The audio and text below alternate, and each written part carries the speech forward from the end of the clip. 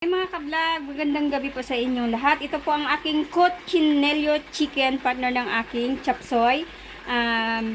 Gawa talaga to ni Tess Sulicar Cañabano ang timpla nito at ako lang po ang nakakaalam. Crunchy siya mga ka-vlog, para siyang lechon kawali. Okay, at ito naman ang kanyang likod.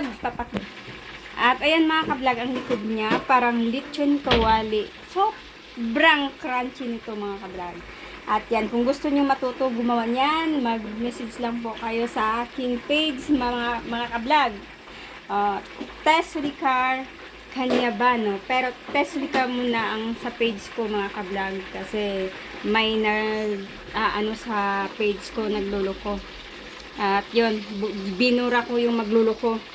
Maraming salamat sa inyo mga ka-vlog. Ayan po ang aking pambatong chicken cochinillo.